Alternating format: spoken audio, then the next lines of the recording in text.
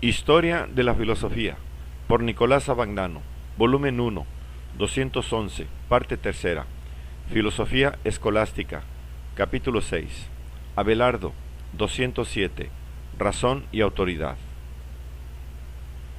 El predominio de la investigación en la especulación de Abelardo confiere naturalmente a la razón la preeminencia sobre la autoridad. Abelardo no niega la función de la autoridad en la investigación. Mientras la razón permanece escondida, dice, basta la autoridad y debe respetarse sobre el valor de la autoridad aquel conocidísimo y fundamental principio, transmitido por los filósofos. No se debe contradecir lo que parece verdadero a todos los hombres o a los más, o a los doctos. A la autoridad es menester confiarse solamente mientras la razón permanece escondida, pero se convierte en inútil cuando la razón tiene medios de encontrar por sí misma la verdad. Todos sabemos que en aquello que puede ser discutido por la razón no es necesario el juicio de la autoridad. Ciertamente, la razón humana no es medida suficiente para entender las cosas divinas. A propósito de la Trinidad, por ejemplo, Abelardo afirma explícitamente que no puede prometer en este argumento enseñar la verdad, a la cual ni él ni hombre alguno puede llegar, sino solamente proponer una solución verosímil o cercana a la razón humana, y al mismo tiempo no contraria a la fe. Pero esto no supone que la fe no se deba alcanzar y defender con la razón. Si no se debe discutir ni siquiera sobre lo que se debe o no se debe creer, ¿qué nos resta sino dar nuestra fe igualmente a los que dicen la verdad como a los que dicen lo falso? No se cree en una cosa porque Dios la haya dicho, sino que se admite que Él la ha dicho, porque se nos convence de que la cosa es verdadera. Una fe ciega, prestada con ligereza, no tiene ninguna estabilidad y es incauta y carente de discernimiento. Es menester, en todo caso, discutir al menos de antemano si es necesario prestar fe o no. La última convicción de Abelardo está expresada en la Historia Calamitatum. Aquí dice que escribió el libro sobre la unidad y Trinidad divina para sus discípulos, los cuales, aun en el campo teológico, buscaban argumentos humanos y filosóficos, y querían más razonamientos que palabras. Es necio pronunciar palabras de las cuales no se entiende el significado, porque no se puede creer sino lo que se entiende, y es ridículo predicar a los otros lo que ni quien predica ni quien escucha consigue aprender. No se puede creer sino lo que se entiende. Aquí está el verdadero meollo de la investigación de Abelardo. Aún la verdad revelada no es verdad para el hombre, si no se apela a su racionalidad, si no se le deja entender y apropiársela.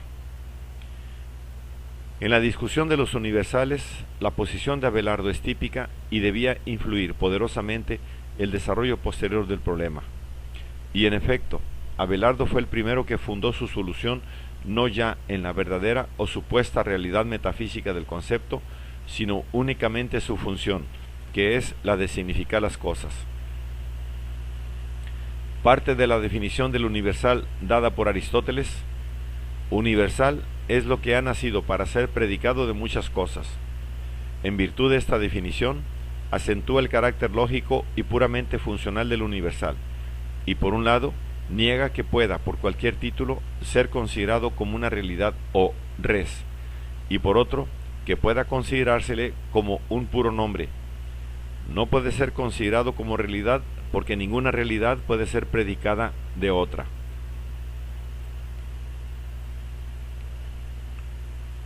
Refiere Abelardo y de sus seguidores Juan de Salisbury en el Metalogicus. Por otro lado, no puede ser una pura voz, porque aún la voz es como tal una res, una realidad particular que no puede ser predicada de otra. La fórmula de Rossellino, universale est vox, Abelardo la sustituye por la fórmula universale est sermo. A diferencia de la vox, el sermo supone predicabilidad, referencia a una realidad significada, lo que la escolástica posterior llamará intencionalidad. Este punto de vista que encuentra su expresión más clara en las glosas a Boecio, tiene el gran mérito de haber aclarado la naturaleza puramente lógica y funcional del concepto. Es un hallazgo que el ulterior desarrollo de la lógica medieval no olvidará. Por ella, Abelardo puede justificar la realidad objetiva del universal sin recurrir a las hipóstasis metafísicas del realismo. Ciertamente no existe el universal fuera de las cosas individuales. Cuando los filósofos dicen que la especie es creada por el género, no por esto presuponen que el género preceda a sus especies en el tiempo o exista antes que ellas. El género no es de ningún modo antes que la especie, ni jamás pudo existir un animal que no fuese racional ni irracional. El género no puede existir más que con la especie, como ésta no puede existir más que con aquel. Pero que el universal no exista en realidad como tal, no significa que no sea nada. Las cosas singulares, en su propiedad o en su naturaleza, son uniformes o semejantes, aunque esta uniformidad o semejanza no constituya, a su vez, una cosa singular.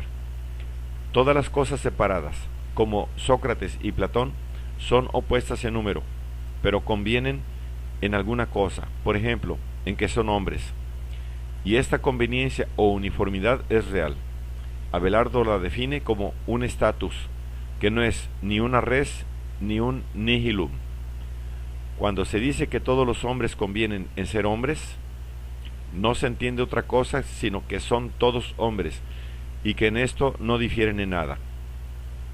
Estas tesis se hicieron típicas del nominalismo medieval y la lógica nominalista las integrará más tarde con la doctrina de la suppositio. Por medio de ella se expresó la función propia del concepto como signo, de estar en lugar, en las proposiciones y en los razonamientos en que se utilizó de un conjunto de objetos semejantes entre sí.